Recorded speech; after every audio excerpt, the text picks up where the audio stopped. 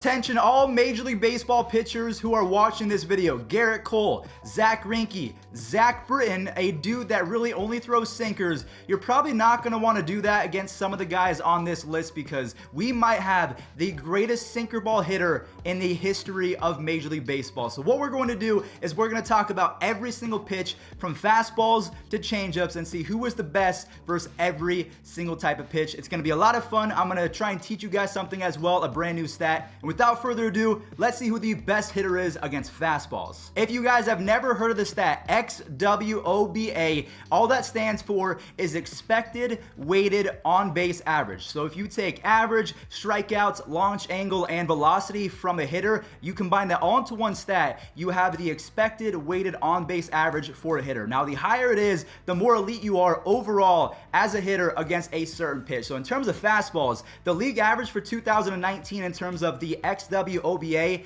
was 354. Jorge Soler had a whopping 502 XWOBA against fastballs. So if you equate strikeouts, launch angle, exit velocity, everything that is combined with hitting a baseball, he was by far and away the best at crushing 98 mile an hour fastballs, 95 mile an hour fastballs. If it was a four-seam fastball and you were pitching to Jorge Soler, it was pretty much a done deal. And as you guys can see by the highlights right now, yeah, he made every fastball count. So if you are Garrett Cole or Luis Severino going up against the Royals in 2020, might want to throw a few sliders because if you throw the fastball, it's going to get hit 500 feet, almost as high as his average. Moving on over to the sinkers and the two-seam fastballs. So if you think about it, two seams and sinkers, they're almost the same pitch. This is why I brought up Zach Britton, because Britton is a very sinker dominant pitcher. But if you're going up against, because he's on the Yankees and they will be playing the Angels a few times throughout the year. So if you are going up against two hitters, Mike Trout is number one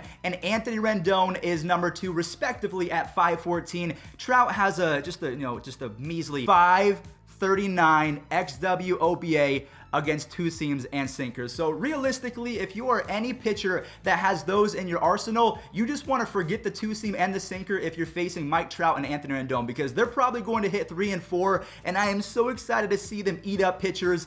But again, if you have a curveball, maybe you can throw that. If you have a changeup, maybe you can get Anthony Rendon out in front. But we'll talk about Mike Trout later on in this video because you can't throw anything past Trout. That's why he's going to be one of the greatest hitters of all time when his career is said and done. So there's the four-seam fastball, there's the two-seam and the sinker. We have Jorge Soler, Mike Trout, and Anthony Rendon. And it makes sense because they were raking last year, so yeah, they should be on the list. One of the biggest reasons why Cody Bellinger had a sophomore slump in 2018 is because he was chasing the sliders and he was not very good. He actually bounced back and was top 5 against sliders in all of baseball, so that's one of the biggest reasons why he won MVP. But like I said, he was top 5 and not number 1. The number 1 guys, because there's 2 players tied with the 407 XWOPA against sliders and cutters, is Josh Bell and Yordan Alvarez. So because Yordan Alvarez was a rookie, I would highly expect him not to get those same pitches in 2020. But because Josh Bell is a switch hitter, I don't really think that he has a weakness. He's going to really just jump at every single pitch that is thrown at him.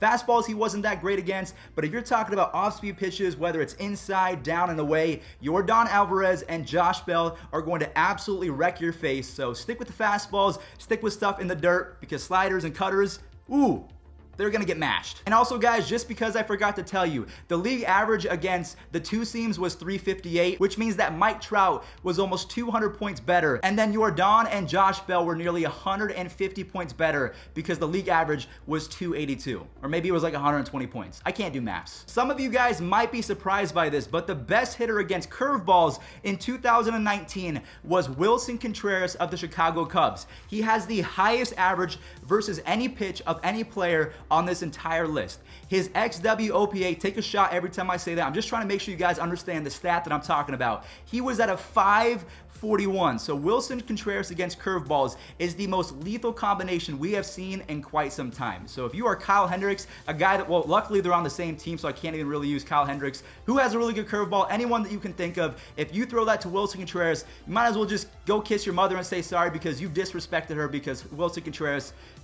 you just became his son.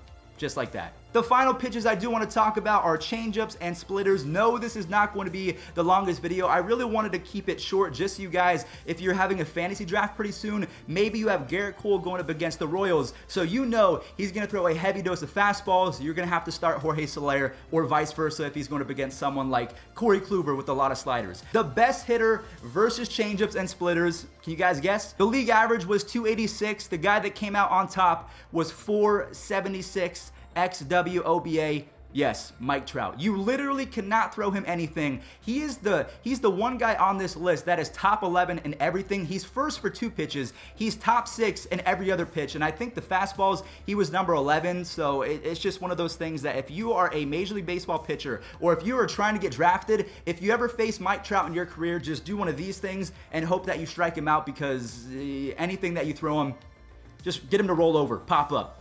He's insane. So moral of this story is Mike Trout and Anthony Rendon are going to destroy sinkers and two seams. They're going to put up 2 to 3 runs every single time they're going up against someone like Zach Britton. And then also Yordan Alvarez, because he was a rookie, they didn't really know how to pitch to him. Expect for him to get less sliders and cutters going forward in 2020. So thank you guys for watching. I hope that you did learn something. You did slap a like on this video and subscribe, because we're getting so close. Probably going to hit it today, 150,000 subscribers. I love you guys. Thank you all so much for the support. I'll see you in the next one. Peace out.